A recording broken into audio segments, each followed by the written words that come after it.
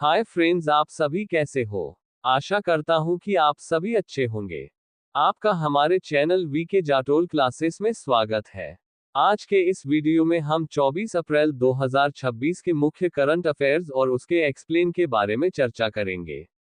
प्रश्न नंबर 1, हाल ही में नारी शक्ति वंदन अधिनियम 106 संवैधानिक संशोधन के तहत महिलाओं के लिए कितने प्रतिशत सीटें आरक्षित की गई हैं?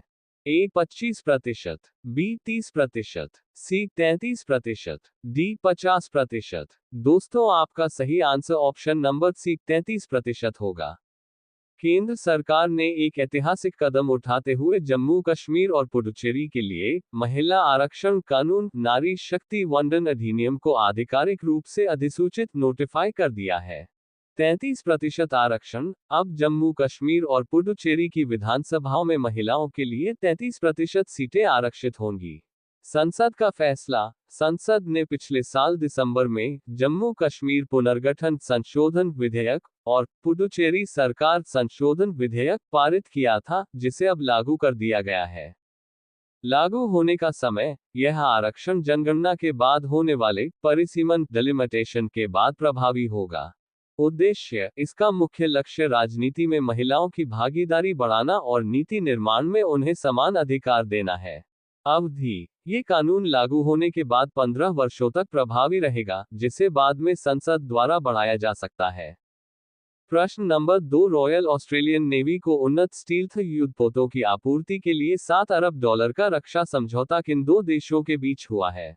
ए अमेरिका और जापान, बी ऑस्ट्रेलिया और जापान, सी ऑस्ट्रेलिया और फ्रांस, डी जापान और दक्षिण कोरिया। दोस्तों, आपका सही answer option number B Australia और जापान होगा। समझौता। ऑस्ट्रेलिया और जापान ने $7 बिलियन लगभग 58,000 करोड़ रुपए के एक ऐतिहासिक रक्षा समझौते पर हस्ताक्षर किए हैं। मुख्य सामग्री। इसके तहत जापान ऑस्ट्रेलिया को 11 आधुनिक युद्धपोत वॉरशिप्स की आपूर्ति करेगा। ये युद्धपोत मोगामी क्लास मगेमी क्लास के फ्रिगेट हैं, जो अपनी स्टील्थ क्षमता, दुश्मन के रडार से बचने की तकनीक के लिए जाने जाते हैं। निर्माण। शुरुआती 3 युद्धपोत जापान की मित्सुबिशी हेवी इंडस्ट्रीज द्वारा जापान में बनाए जाएंगे। बाकी 8 युद्धपोतों का निर्माण ऑस्ट्रेलिया में ही किया जाएगा ताकि वहां की रक्षा तकनीक को बढ़ावा मिले। समय सीमा। पहले युद्धपोत की डिलीवरी 2029 तक होने की उम्मीद है और ये 2030 में सेवा में शामिल होगा। महत्व। ये जापान के लिए 2014 में रक्षा निर्यात प्रतिबंध हटाने के बाद से अब तक का सबसे बड़ा सैन्य निर्यात सौदा है। उद्देश्य। हिंद प्रशांत इंडो पैसिफिक क्षेत्र में चीन के बढ़ते प्रभाव को रोकने और समुद्री व्यापार मार्गों की सुरक्षा के लिए दोनों देशों ने अपनी रणनीतिक साझेदारी मजबूत की है। प्रश्न नंबर 3, भारत समुद्री बीमा पूल के लिए केंद्र सरकार ने कितनी राशि की संप्रभु गारंटी निधि को मंजूरी दी है? ए 10,000 करोड़ रुपए, बी 11,500 करोड़ रुपए, सी 12,980 करोड़ रुपए, डी 15,000 करोड़ रुपए। दोस्तों, आपका सही answer option number C 12,980 crore रुपए होगा। बजट और गारंटी। केंद्र सरकार ने 12,980 करोड़ रुपए के संप्रभु guarantee fund sovereign guarantee fund के साथ इस पूल को मंजूरी दी है। उद्देश्य। मध्य पूर्व, मिडिल ईस्ट और हॉर्मुज जलडमरू मध्य स्ट्रेट ऑफ हॉर्मुज में बढ़ते भू राजनीतिक तनाव के कारण शिपिंग और कार्गो के लिए बढ़ते बीमा प्रीमियम और जोखिम को कम करना है। कवरेज। ये पूल भारतीय झंडे वाले जहाजों और भारत से जुड़े व्यापारिक जहाजों को हल एंड मशीनरी, कार्गो, सुरक्षा और क्षतिपूर्ति P&I और युद्ध से जुड़े जोखिमों के लिए स्थिर बीमा कवर देगा।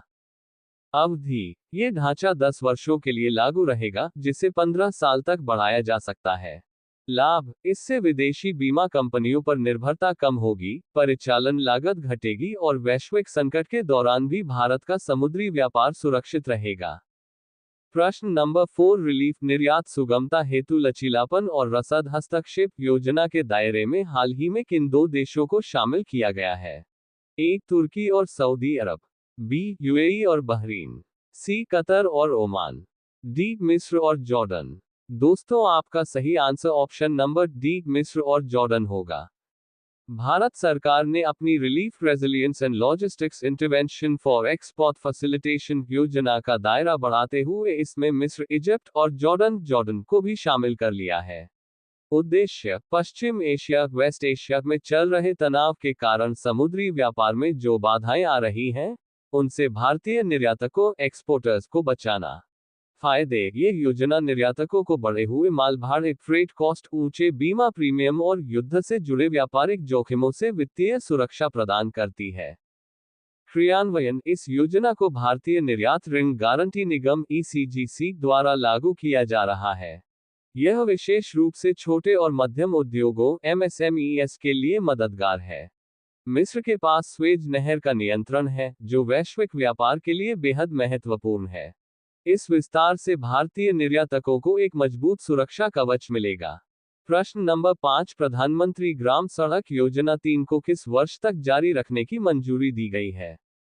A. March 2027, B. March 2028, C. March 2029, D. मार्च 2030। दोस्तों, आपका सही आंसर ऑप्शन नंबर C, मार्च 2029 होगा।